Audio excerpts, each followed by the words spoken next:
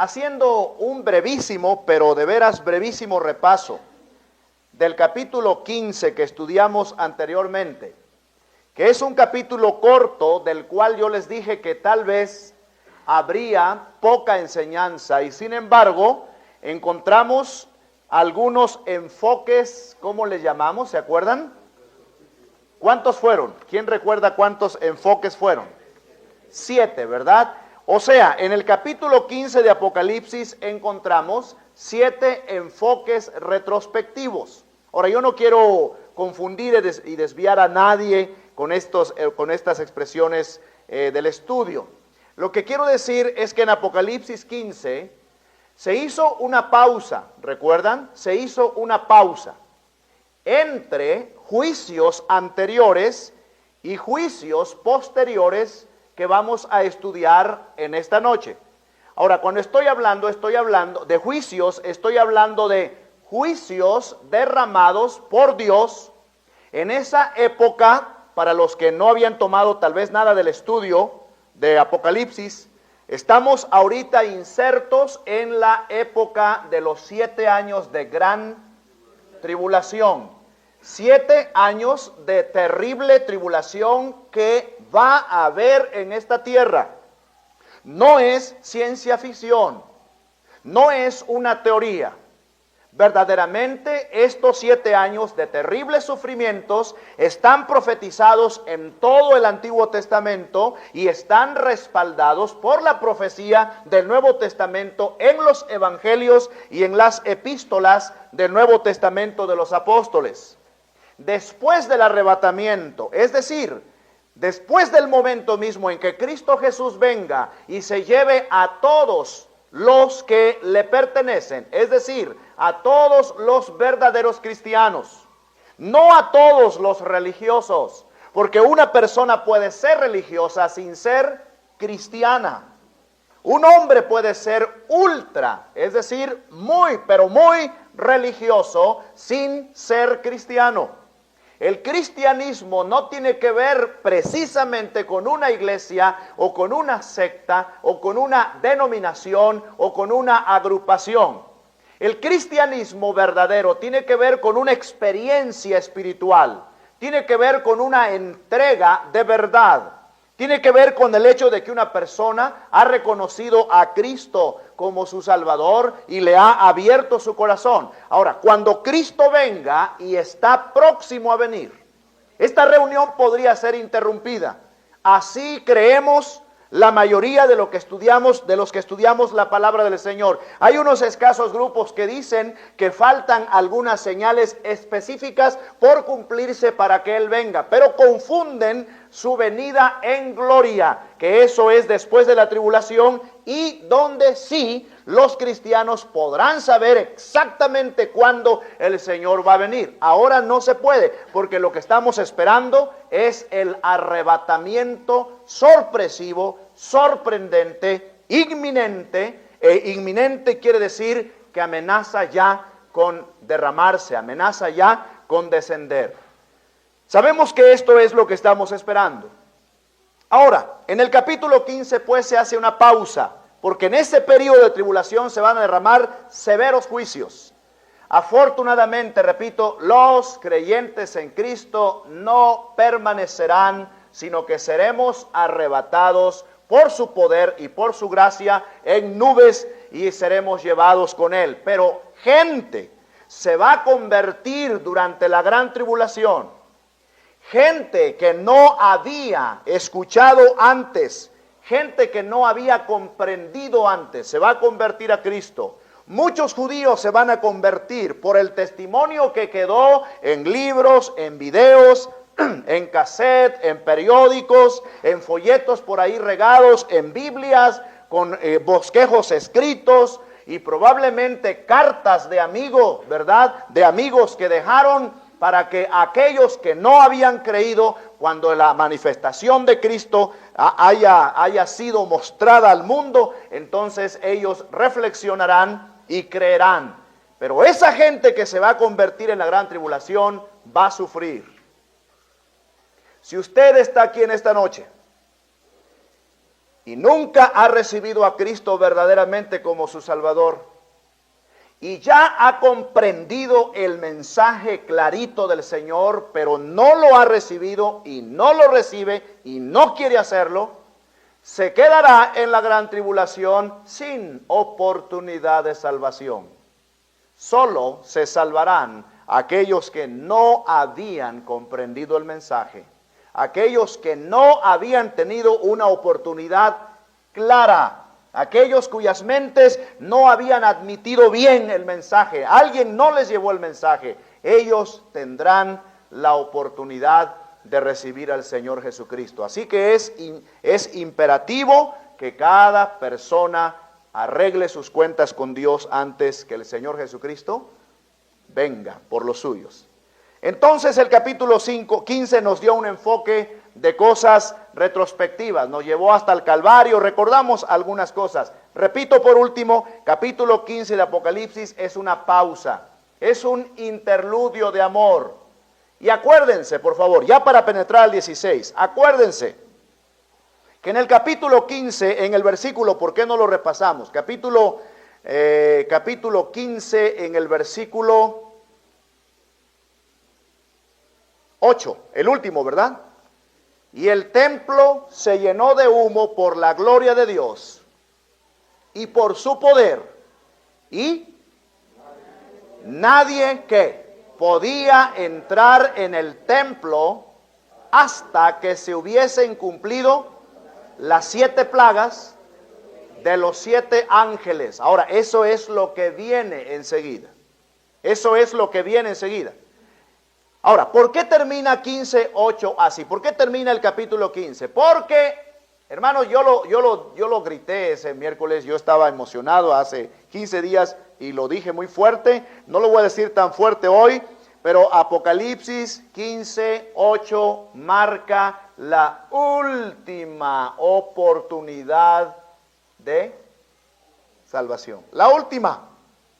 El templo se cierra. Ya nadie puede agregarse. Y ahora con el capítulo 16 van a comenzar unos juicios terribles que en la parte de la tribulación anterior nunca se vieron de esa manera. Fíjense lo que dice Apocalipsis 16. Yo necesito un poquito, los reflectores están en toda su fuerza, sí, ¿verdad que sí? O es que, eso, algo me faltaba aquí porque estaba confundiendo algunas preposiciones aquí. Gracias, Dile. Bien, yo dije, ya estaba triste, yo dije ya, lentes, pero no, creo que todavía no, unos días más. No, no es que sea malo usar lentes, pero digo, yo me resistía al cambio, ¿verdad? Me resisto un poco. Al ratito vamos a ver. Apocalipsis 16. En el nombre del Señor, hermanos, vamos a leer este capítulo. Y yo les animo a todos a tomarlo muy en serio, no solo porque es la palabra de Dios, sino porque son revelaciones de verdad muy duras y muy tristes de cosas que se van a derramar sobre este mundo. Y líbrenos el Señor de mostrar nosotros como cristianos que sabemos que esto es verdad.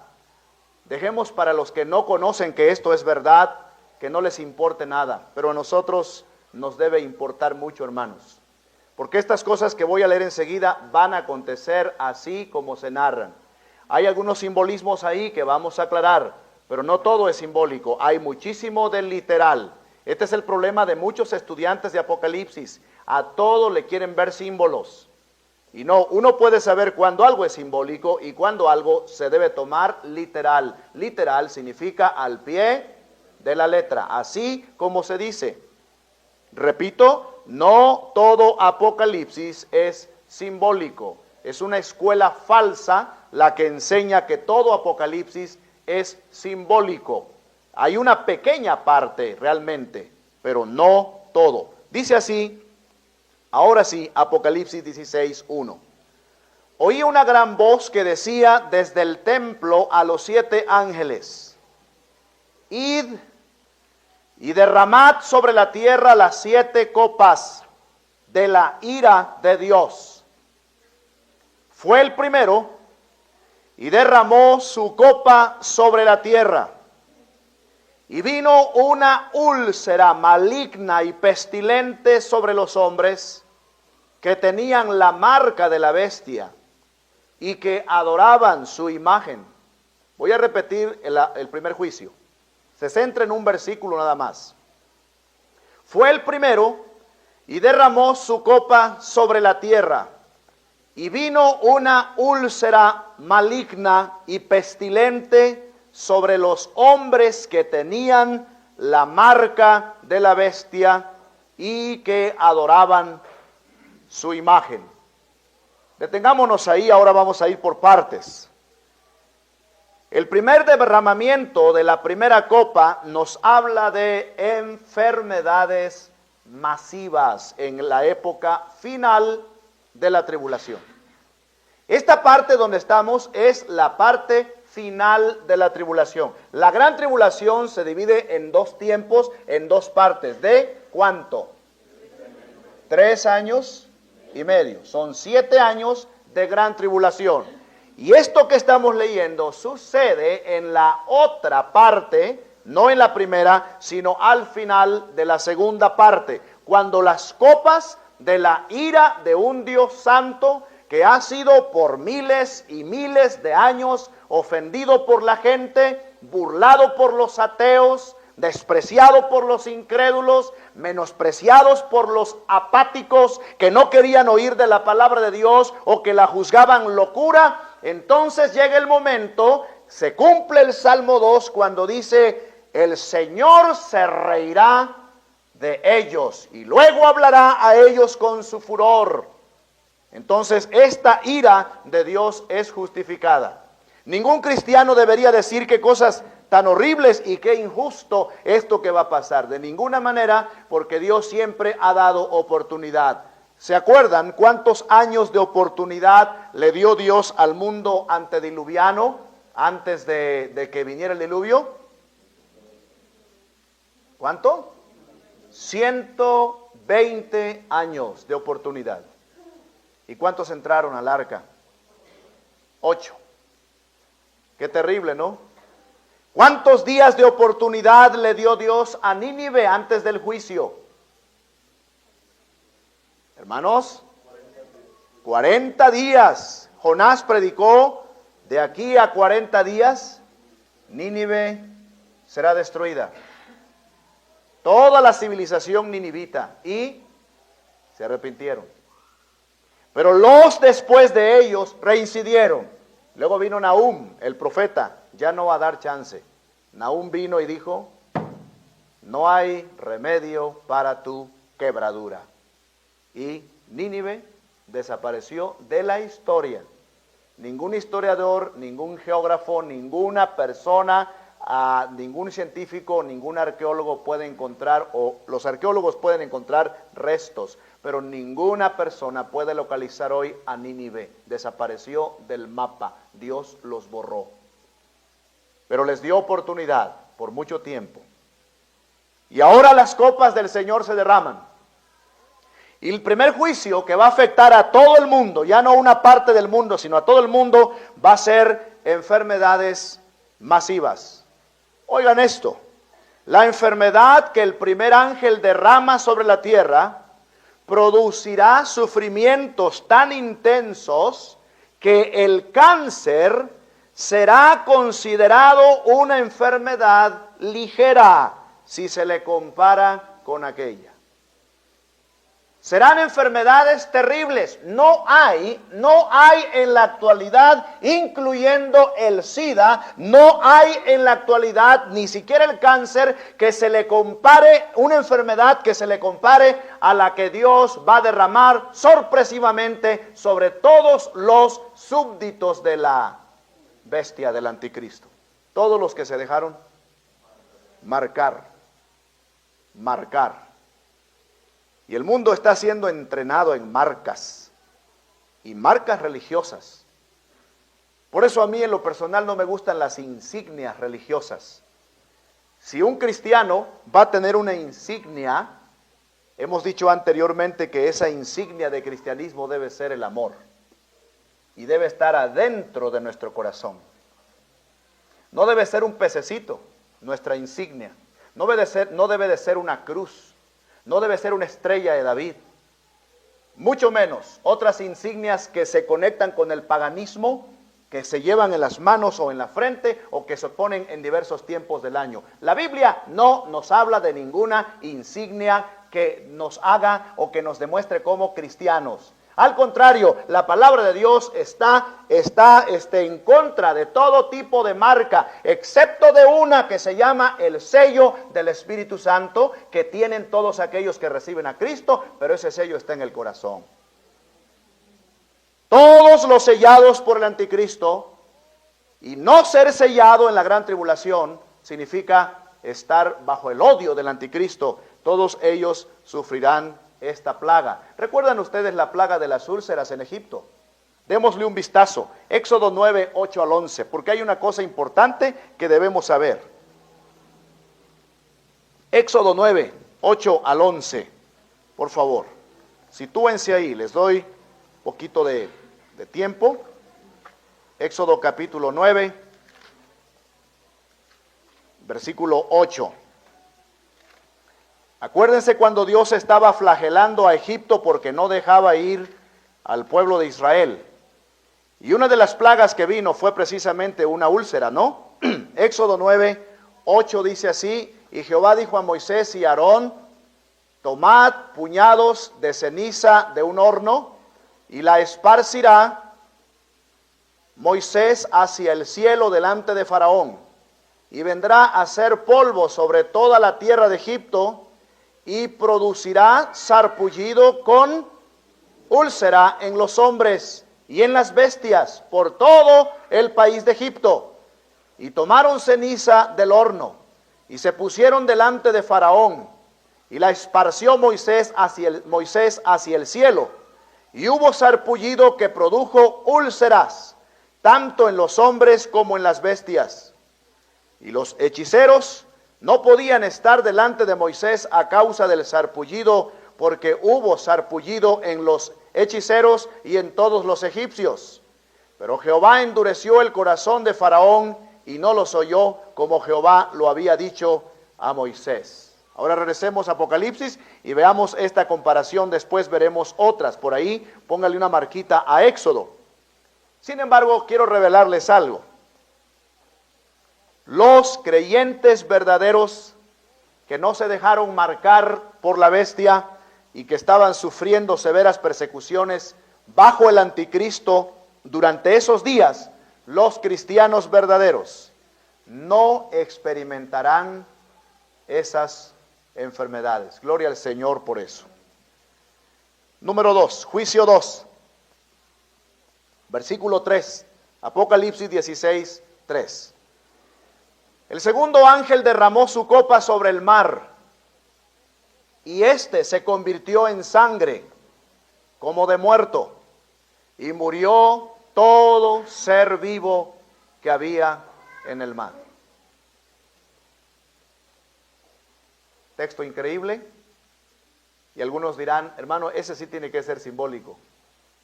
No lo es. Lo que no sabemos es si será un juicio milagroso directo de Dios a las aguas, y Dios lo puede hacer, así como endulzó las aguas de Mara, y así como abrió el mar rojo. Dios lo puede hacer, y así como preservó a Moisés, etcétera, y así como Cristo transformó el agua en vino, Dios lo puede hacer. No sabemos si va a ser un milagro, un juicio milagroso directo de Dios.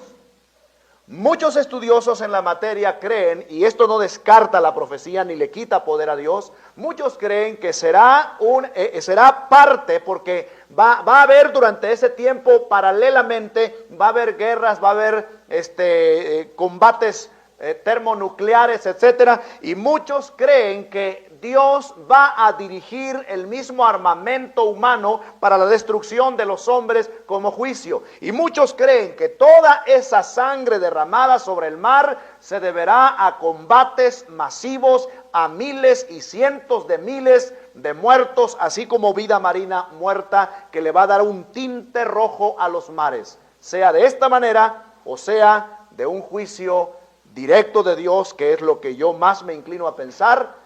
Los mares, el océano perderá su vigor, perderá su vida marina y toda se convertirá en sangre. ¿Ustedes recuerdan algo así en el Antiguo Testamento? No de los mares, pero ¿recuerdan? Es lo que sigue. Es lo que viene enseguida. Vamos a leer el versículo siguiente, por favor. Dice el versículo 4. El tercer ángel derramó su copa sobre los ríos y sobre las fuentes de las aguas, y se convirtieron en sangre. Y oí al ángel de las aguas que decía: justo eres tú, oh Señor, el que eres y que eras, el santo, porque has juzgado estas cosas. Por cuanto derramaron, aquí da la razón de todos estos juicios, por cuanto derramaron la sangre de los santos y de los profetas, también tú les has dado a beber sangre, pues lo merecen. También oí a otro que desde el altar decía: ciertamente, Señor Dios Todopoderoso, tus juicios son verdaderos y justos.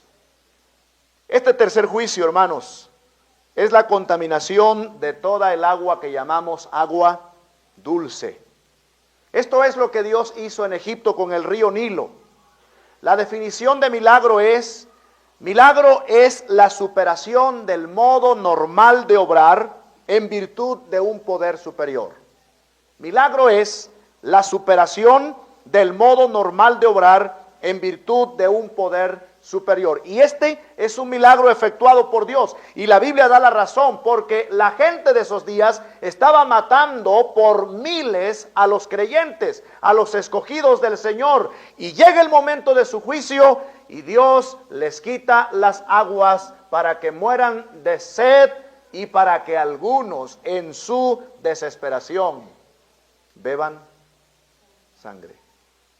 Esto es horrible realmente, pero no olvidemos que es una generación bajo el juicio total de Dios, y es un juicio justificado porque obedece al derramamiento de la santa ira del Señor, y también es para que el hombre reflexione. Pero vamos a ver qué es lo que pasa con ellos enseguida en el juicio que sigue, la cuarta copa, versículo 8. ¿Qué dice? Unidos todos el versículo 8 y 9, por favor. El cuarto ángel derramó su copa sobre el sol, al cual fue dado quemar a los hombres con fuego. Y los hombres se quemaron con el gran calor y blasfemaron el nombre de Dios, que tiene poder sobre estas plagas, y no se arrepintieron para darle gloria. Una vez más, hermanos, esto es una de las cosas más increíbles, ¿no es cierto? Fíjese lo que dice al final: y blasfemaron ¿qué? El nombre de Dios, que tiene poder sobre estas plagas, y no se arrepintieron para darle gloria. Cuando derramó su copa sobre el sol, y el sol empezó a quemar a los hombres, y los hombres se quemaron con el gran calor, en lugar de arrepentirse, ¿qué hicieron, hermanos?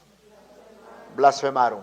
Esta va a ser, la vamos a definir así, una onda mundial de calor. Ahora, pensemos un poquito avanzados. Todos sabemos, tenemos una idea más o menos somera. Unos cuantitos en la tierra saben realmente el peligro en que estamos. Realmente los que estamos aquí en esta reunión, nadie, pero absolutamente nadie sabe el peligro en que estamos a nivel mundo, a nivel guerras, a nivel arsenal, a nivel nuclear, no sabemos. Sabemos que hay bombas de hidrógeno, sabemos que hay bombas de cobalto, sabemos que hay armas químicas, sabemos y se oye de vez en cuando. Y cuando una guerra de Irak contra un ejército multinacional se manifiesta, nos enteramos, qué barbaridad, no sabíamos que había este tipo de armas. Y nos enteramos se nos revelan unas 2 o 3, ¿no es cierto? Unas 2 o 3. Y algunos lo andamos comentando impresionados, como aquellos aviones que en esos días volaban sobre Irak y el piloto tenía un artefacto para su vista, ¿verdad? Que era electrónico, de manera que cuando con el mecanismo que llevaba en el avión soltaba la bomba, entonces él con el artefacto que llevaba aquí en su vista a manera de captalejos, cuando él solamente tenía que dirigir su mirada a donde quería que la bomba cayera, y mediante eso, mediante la vista, él dirigía en el momento exacto, al lugar exacto donde la bomba tendría que caer. Y uno decía, eso es sorprendente, es casi increíble. Pero cosas de esas y más complejas existen. Así que nosotros no sabemos realmente el peligro en que estamos. Lo que sí sabemos nosotros es la seguridad en la que estamos, porque estamos en las manos del Señor. Pero no sabemos el peligro en que está el mundo. Bien, cuando estas cosas pasen, y cuando las guerras se multipliquen, y cuando las bombas se multipliquen, y cuando los Hiroshimas y Nagasaki se multipliquen, entonces la temperatura, la atmósfera será estropeada seriamente, y la onda mundial de calor matará a mucha gente. No habrá refugio, no habrá lugar para esconderse. Y yo tengo aunque aquí no lo dice, yo tengo esta teoría que la puedo sustentar con la Biblia en la mano, aunque es teoría. Los cristianos no morirán por este calor. Los cristianos que estén en esos días listos para ya ser llevados por el Señor otra vez, no morirán. Recuerden ustedes que cuando Dios estaba derramando sobre Egipto plaga tras plaga, había un lugar donde los israelitas estaban. Deme el nombre de aquel lugar. Bien fuerte. Gosén. Cuando había tinieblas en Egipto, en Gosén había luz. Cuando morían los primogénitos, en Gosén subsistían. ¿Ven? Entonces Dios tiene que hacer lo mismo. Y Dios no permitirá que sus hijos mueran con esta onda mundial de calor. Ahora, de paso, es muy importante esto. Vamos a leer los textos de nuevo y quiero comentarles algo que realmente me sorprendió al encontrarlo. Capítulo 16, versículo 8. El cuarto ángel derramó su copa sobre el sol, al cual fue dado quemar, fíjense, quemar a los hombres con fuego. Y los hombres se quemaron con el gran calor. Ahora, reacción. ¿Qué reacción tuvieron? Blasfemaron.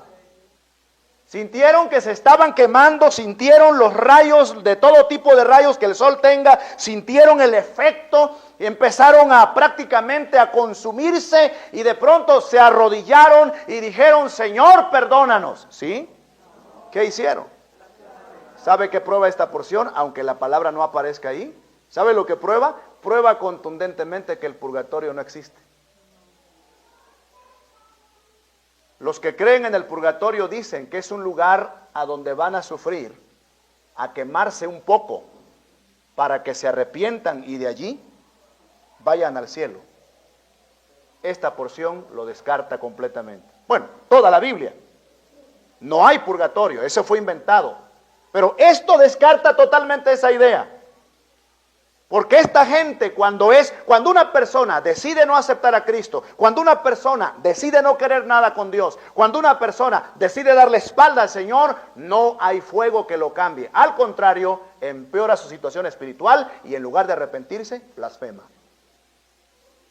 Esto nos da base, nos da pie para creer que el purgatorio fue un invento más de X religión a través de los siglos. Nuestra Biblia y todas las Biblias del mundo no dicen nada acerca del purgatorio. Los 66 libros inspirados no dicen nada, solamente dicen de un lugar llamado el infierno que recibirá a todos los que han rechazado al Señor Jesucristo.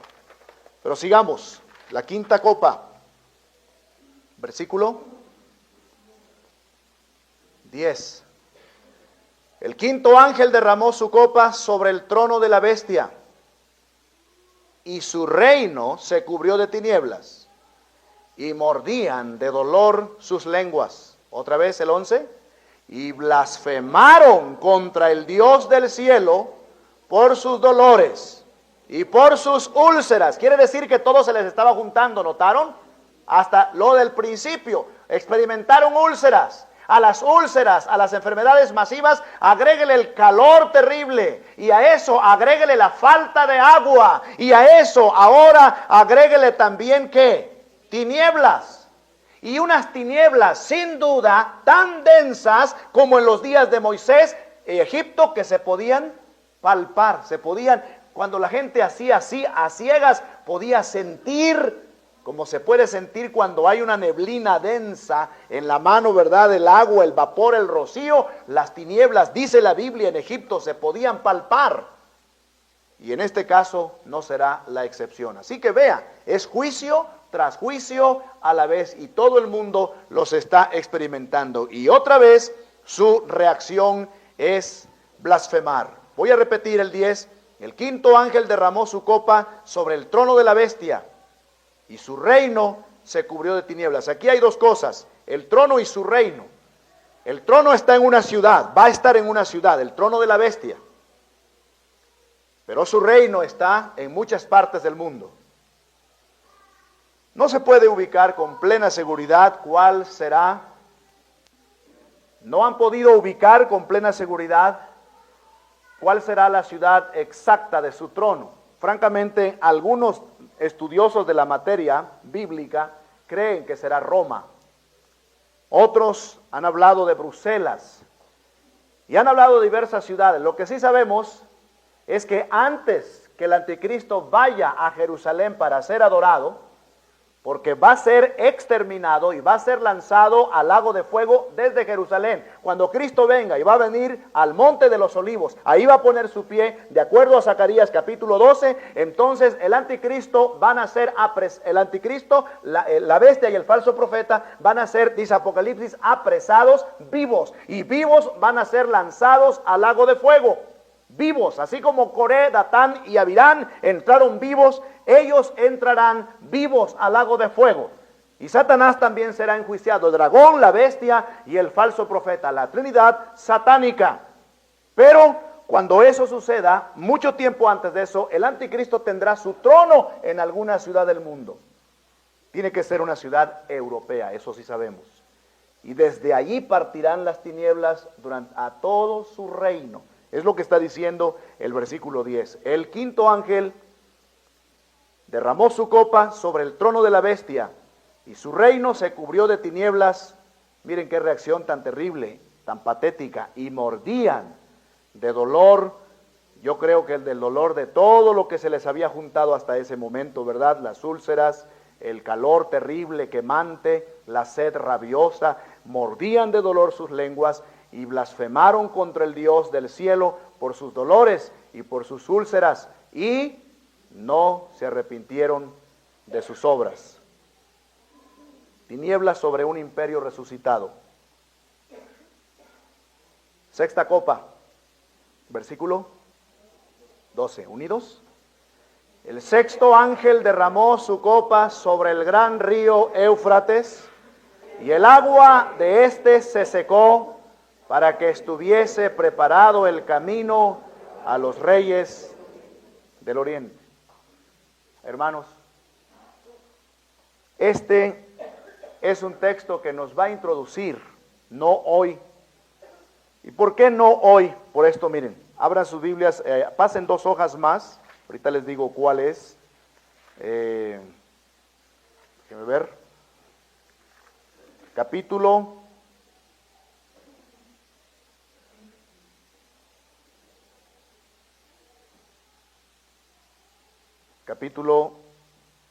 19.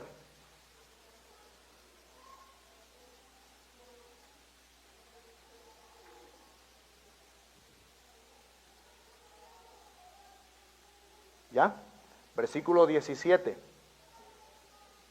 Apocalipsis 19:17. ¿Ya lo tienen?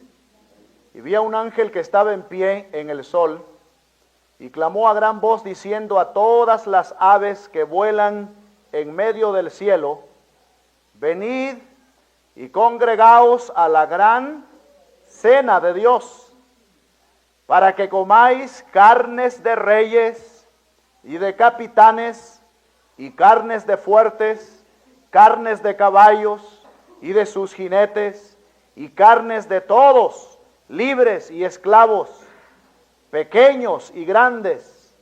Y vi a la bestia, a los reyes de la tierra y a sus ejércitos reunidos para guerrear contra el que montaba el caballo, entre paréntesis, blanco, y contra su ejército. Y aquí está el versículo que le cité hace ratito, el 20. Y la bestia fue apresada, y con ella el falso profeta, que había hecho delante de ella las señales con las cuales había engañado a los que recibieron la marca de la bestia y habían adorado su imagen. Estos dos fueron lanzados vivos dentro de un lago de fuego que arde con azufre, y los demás fueron muertos con la espada que salía de la boca del que montaba el caballo, y todas las aves se saciaron de las carnes de ellos. La razón por la cual no vamos a tocar hoy la batalla de Armagedón es porque es un capítulo, un aspecto merecedor de un tema completo. Yo diría de 4 horas,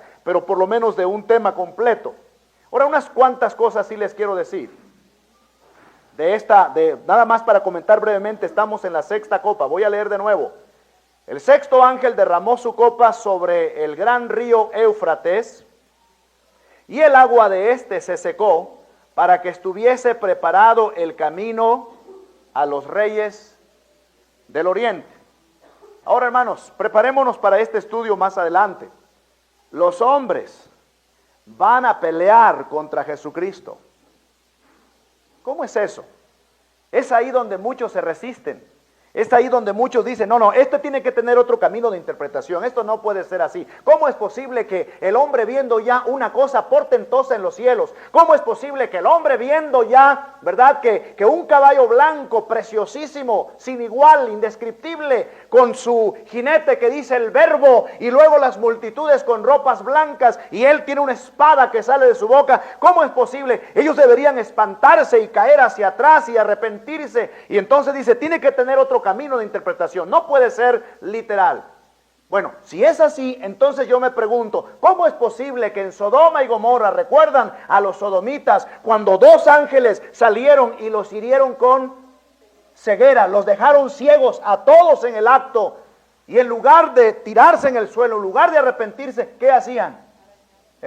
Buscaban la puerta a tientas. ¿Saben lo que es eso? Dureza pecaminosa.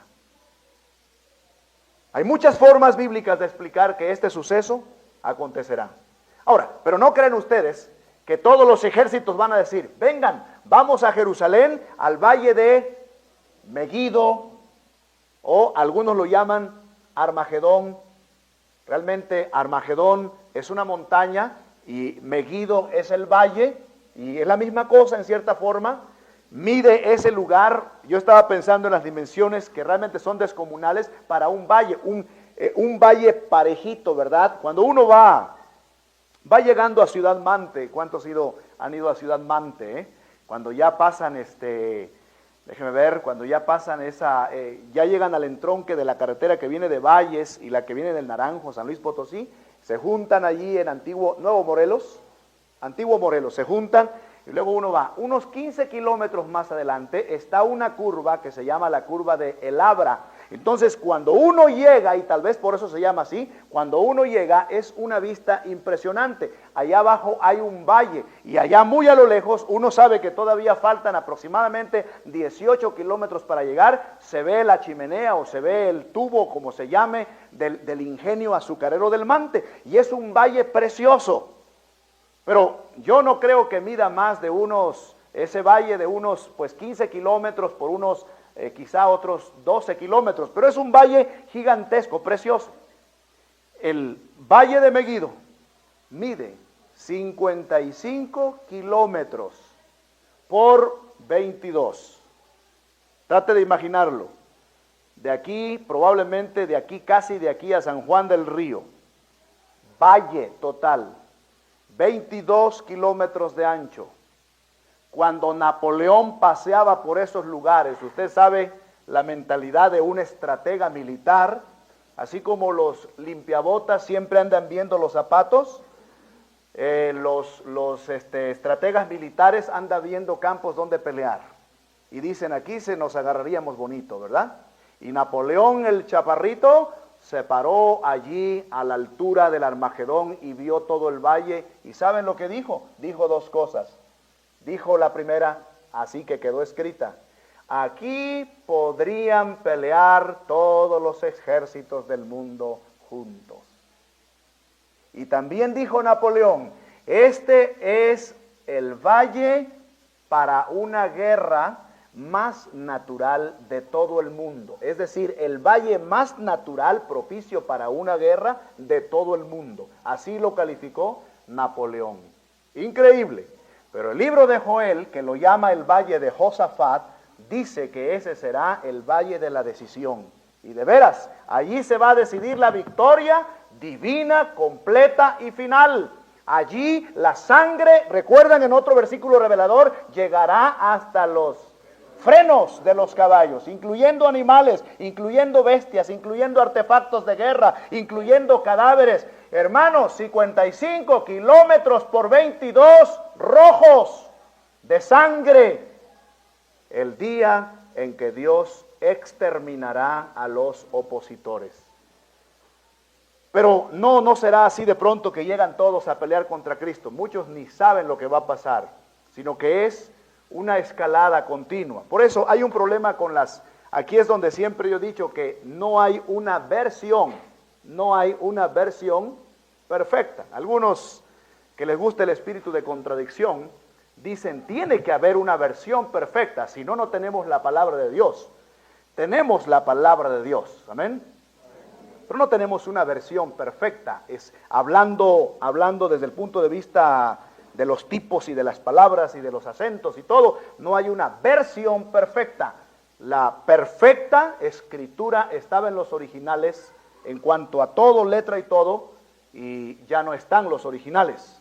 Pero tenemos la palabra del Señor. Todos los puntos doctrinales, la mayoría de los puntos doctrinales, los principales y muchas subdivisiones se pueden probar, no hay ningún peligro, pero hay algunos detalles en nuestras versiones. Por ejemplo, esta es una, dice la batalla de Armagedón y es una mala traducción.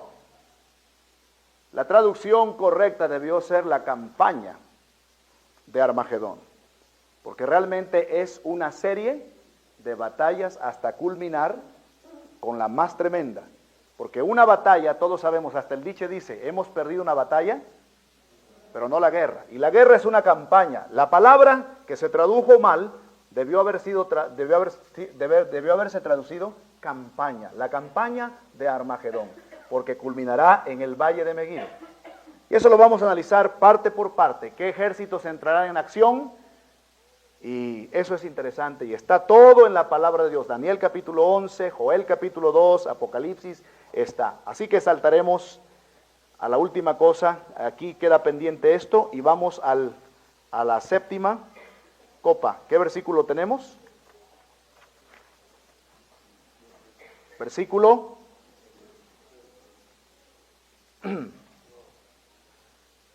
Bueno, la sexta copa, el del 12. Ahora leemos el 13, es un paréntesis.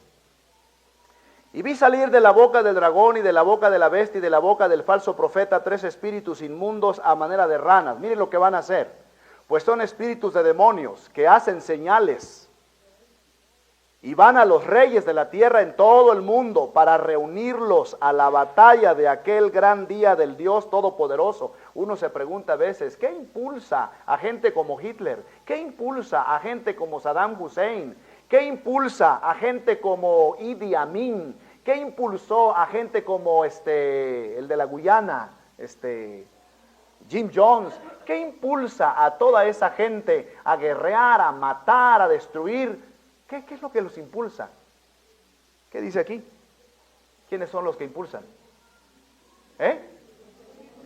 Demonios, hermanos. Diga la palabra, no le tenga miedo a la palabra. Demonios, los demonios. Dice, son espíritus de demonios que hacen señales, contactan, fíjense. No, pero son muy diplomáticos, no crea usted que los demonios van ahí, no sé, a ver, Clinton, ¿verdad? Está Clinton ahí en su silla y luego llega un demonio, ahí. Eso es absurdo. El demonio sabe cómo hacer las cosas. Son instigaciones, son sutilezas, son diplomacias, y el hombre cree que se está defendiendo y que está haciendo. Mencioné al presidente de los Estados Unidos porque es una persona clave, y con el de Rusia, con los de Rusia y los países de la que ya no es Unión Soviética, y todos los países poderosos de la actualidad. Hablo de aquellos que están al frente de países fuertes bélicamente, ¿verdad? Y cómo los demonios van a trabajar en aquellos días, pero no de una forma descarada, van a trabajar con señales, van a contactarlos de alguna manera, van a causar discordia entre ellos y los van a ir acercando para que se cumplan las profecías. Versículo 15, ¿verdad? Para la batalla de aquel día del Dios Todopoderoso, dice el 14. He aquí yo vengo como ladrón, bienaventurado, qué paréntesis tan bonito, bienaventurado el que vela y guarda sus ropas para que no ande desnudo y vean su vergüenza. Y los reunió en el lugar que en hebreo se llama Armagedón. El séptimo ángel derramó su copa por el aire, este es el último ángel. Y salió una gran voz del templo del cielo, del trono, diciendo, miren hermanos, qué palabras, ¿qué dice? Hecho está. Por favor, noten esta preciosidad, noten esta preciosidad. Voy a leer otra vez el 17. Bueno, léanlo conmigo, ¿sí? El séptimo ángel derramó su copa por el aire, y salió una gran voz del templo del cielo, del trono, diciendo, otra vez lo que dijo, hecho está. Entonces hubo relámpagos y voces y truenos y un gran temblor de tierra, un terremoto tan grande cual no lo hubo jamás desde que los hombres han estado sobre la tierra. Y la gran ciudad fue dividida en 3 partes, y las ciudades de las naciones cayeron, entiéndase, y las ciudades, entiéndase, y las capitales de las naciones cayeron, entiéndase así, y las capitales de las naciones cayeron. México, Distrito Federal, será deshecho por un terremoto. No solo México, Distrito Federal, sino Tokio, Washington. ¿En serio, hermanos? Sí, todas las capitales del mundo se derribarán en aquel día. Ese juicio les espera. Es bíblico. Todas cayeron. Un comentarista, irónicamente hablando, dice así: 15 grados en la escala de Richter. Y todos sabemos que la escala de Richter llega hasta 10, ¿no? Bueno, 9. Yo realmente no estoy bien enterado, pensé que 10. Digamos que 9 o 10. Pero imagínense, ¿cómo fue? ¿Cuántos grados el terremoto en la Ciudad de México? 8.1, 8.2, algo así. Ahora, el punto 2, punto 3, punto 4, hermanos, no es cualquier cosa, nada más un punto que avance. Y aquel escritor decía 15 grados en la escala de Richter. Pero realmente yo creo que no habrá escalas para marcar ese terremoto. Será una cosa desastrosa, será ya el clímax. Note cómo Dios está juzgando. Nunca había flagelado a la tierra. Y alguno va a decir, hermano, pero ¿qué es lo que va a pasar con la tierra? Espérese, ¿no ha usted leído la segunda de Pedro capítulo 3, donde dice que después del reino milenial, esta tierra va a ser quemada totalmente? Va a ser purificada. La palabra es purgada en fuego. Dios de alguna manera va a hacer que los elementos se desajusten y que se incendie toda esta tierra. Eso está profetizado. Así que no nos dé temor decir, esta tierra, qué lástima, ¿cómo va a quedar? Es que ha sido el escenario de las vilezas más terribles de todos los siglos. Dios tiene que purificarla, y el elemento purificador que siempre ha usado Dios es el fuego. Y la va a quemar totalmente, toda la tierra, después del milenio. Para esto, los impíos ya no estarán, los creyentes serán retirados, estarán en la Nueva Jerusalén, y entonces la tierra va a ser purgada. Cuando la tierra sea renovada y no quede rastro, ni huella, ni gota de sangre de los hijos de Dios, empezando con Abel, que vertió su sangre en la tierra, hasta la sangre misma del Señor Jesucristo, cuando todo lo injusto que los hombres cometieron desaparezca, pues, entonces descenderá la Nueva Jerusalén, que será un capítulo, hermanos, para tratar el cual vamos a tener que empezar orando unos 10 minutos y ver las bellezas de ese capítulo. Pero miren qué impresionante, pero falta algo ahí, Dice el 18, regreso. Entonces hubo relámpagos y voces y truenos y un gran temblor de tierra, pero no olviden las voces, hecho está. ¿De qué palabra se acuerdan ustedes? Correcto, sí, consumado es, hecho está. Ahora, ¿por qué lo mencioné? Por esto.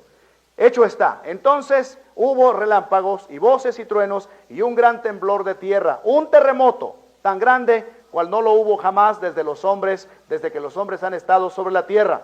Y la gran ciudad fue dividida en 3 partes, y las ciudades de las naciones cayeron. Todas las ciudades capitales caen. Y la gran Babilonia vino en memoria delante de Dios para darle el cáliz del vino del ardor de su ira. Y toda isla huyó, y los montes no fueron hallados. Y cayó del cielo sobre los hombres un enorme granizo como del peso de un talento, 30 kilos cada granizo, hermanos. Y los hombres blasfemaron contra Dios por la plaga del granizo. Noten eso, qué reacción cada vez. Porque su plaga fue sobremanera grande.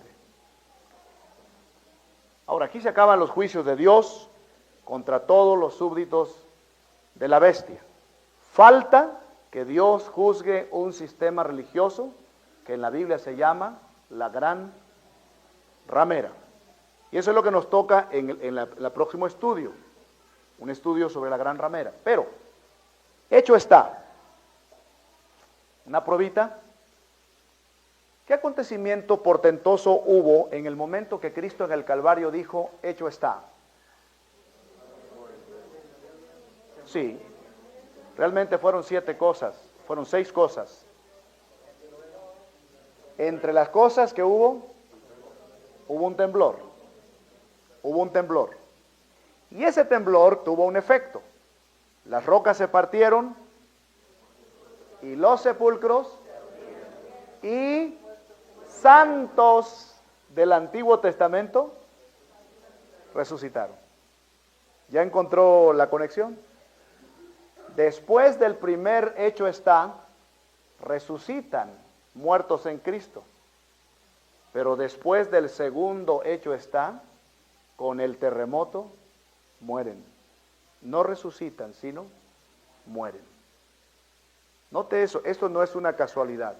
Esto está bien eslabonado en la palabra del Señor. ¿Qué quiere decir esto? Que cuando algo es un juicio para los incrédulos, para nosotros ninguna condenación hay para los que están en Cristo Jesús. Por eso, hermanos, cuando leo estas cosas, cuando veo estas cosas, mi corazón, y yo creo que el suyo también, se llena de gratitud. Y no tengo más que decirle al Señor, gracias por haberme salvado.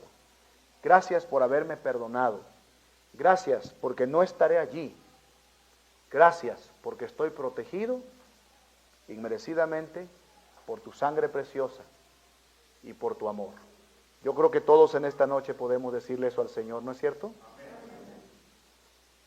Este granizo derriba por tierra todo lo que hubiese quedado en pie.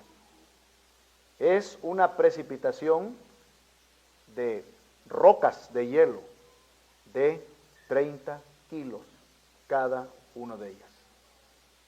No sé cuál es el más grande que le ha tocado ver a usted, al que me ha tocado, el granizo más grande que me ha tocado ver, realmente me impresionó, ya no he vuelto a ver otro y espero no verlo, es del tamaño de un huevo pequeño de gallina, del tamaño de un huevito de patio, del tamaño de un huevo de gallina, el más grande.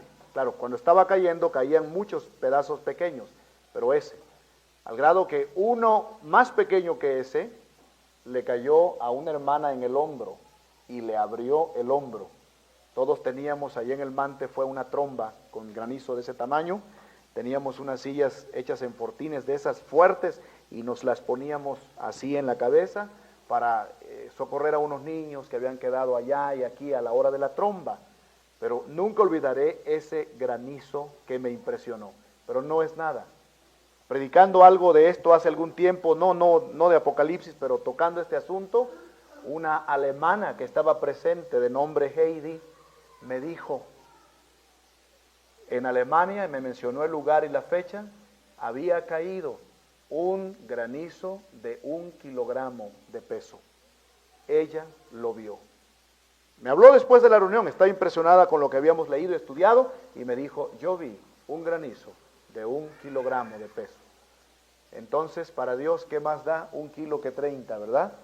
Entonces, esto es literal, y esto va a pasar. Pero hermanos, afortunadamente, estaremos en el reino del Señor. Oremos.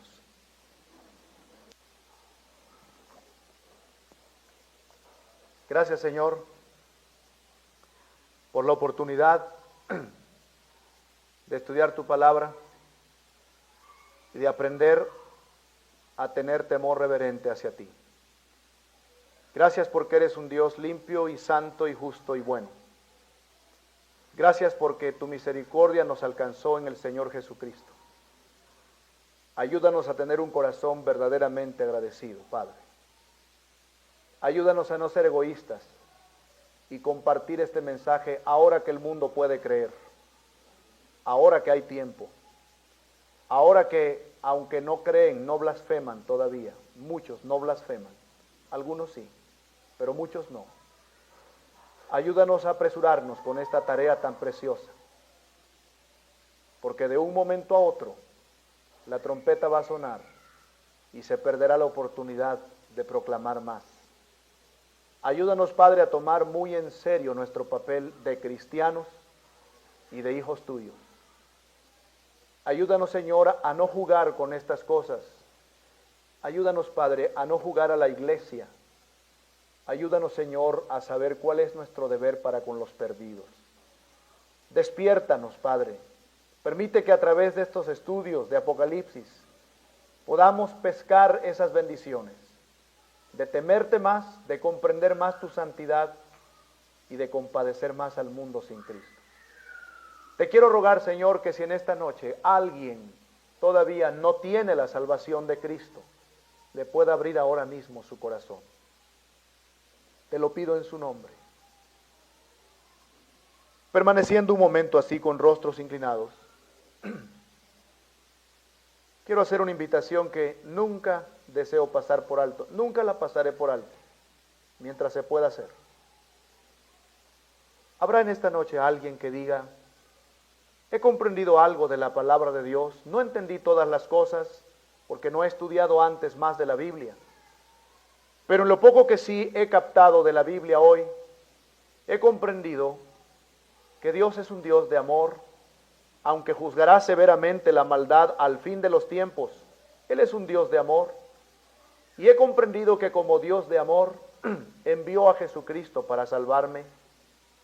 Y he comprendido también que un cristiano no es precisamente un religioso o religiosa, sino es uno que tiene a Cristo en su vida.